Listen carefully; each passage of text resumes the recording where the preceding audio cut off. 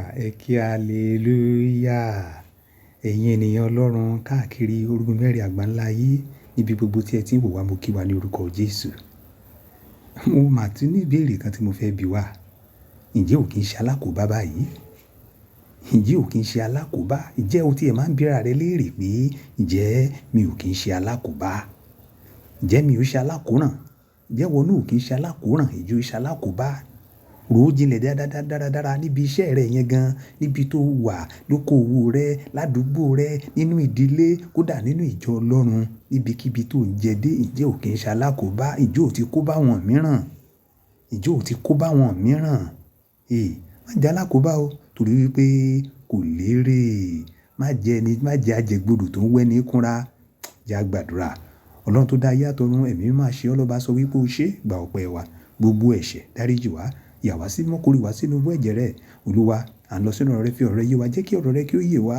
Yóò ta gbogbo nínú ọkàn wa kó bó sí ilẹ̀ rere, kó sì so èso ọgọ́rùn-ún fún orúkọ mímọ́ rẹ tó ta gbàdúrà lórúkọ ti Jésù Kristi Olúwa wa. Àmín. Ní kíákíá ìyẹn ènìyàn Ọlọ́run jẹ́ ká sáré jọ wo ìwé Genesis, ìwé ìbẹ̀rẹ̀ Genesis orí ìkẹta ẹsẹ̀ ìkẹfà àti ìkeje. Ìwé Genesis orí ìkẹta ẹsẹ̀ ìkẹfà àti ìkeje màá sáré kà fún wa. Nígbà tí obìnrin náà sì rí pé igi náà dára àti jẹ, àti pé ó sì dára fún ojú, àti igi tí a fẹ́ láti mú ni gbọ́n, ó mú nínú èso rẹ̀, ó sì jẹ, ó sì fi fún ọkọ rẹ̀ pẹ̀lú rẹ̀, òun sì jẹ. Obìnrin wo là ń sọ̀rọ̀ nípa yìí? Ìyá ńlá wa àkọ́kọ́ ni Éfà.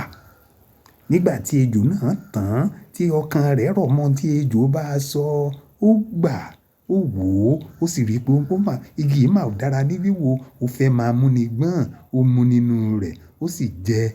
Nígbà tó jẹ tán kò tún jẹ nìkan fún òun nìkan o, ó tún wò wípé kóun tún fún ọkọ rẹ̀. Ǹjẹ́ ìwọ náà ò ti káṣá wípé ẹ̀rọ ọ̀kan járe? Ó ti lè máa sọ wípé pásítọ̀ wo ló ń sọ̀rọ̀ ẹni tí ò rọ̀ ọ̀kan? Kò rọ̀ ọ̀kan kí ló mọ̀? Ẹni tó bá rọ̀ ọ̀kan náà ní òrí ewu tó wà lọ́ọ̀kan, òun náà lẹ̀rù ọ̀kan ó máa bá a torí pé òun lórí tó wà lọ́ọ̀kan. Kí ló dé tó dúró síbi tí Olúwa Ọlọ́run àwọn ọmọ ogun fi ọ́ tẹ̀dó sí kó máa jọlá ẹwà rẹ̀ lára rẹ̀? Fi ọ̀kan sílẹ̀, dúró tí Olúwa fi fún ọ. Ohun gbogbo o wá bẹ̀rẹ̀ sí ní kó àwọn ènìyàn. Ṣé o ti máa kó àwọn ènìyàn ní ìwà tí ò tọ́? O ò fẹ́ jẹ́ kó jẹ́ pé ìwọ nìkan ló mọ àìtọ́. O wá ń kó àwọn ènìyàn, o ń kó bá wọn. Tó bá tiẹ̀ lè darí èèyàn sọ́dọ̀ Kristi, ó ṣe tó wá máa mú wọn kúrò lọ́dọ̀ Kristi. Má ṣe eléyìí léwu púpọ̀.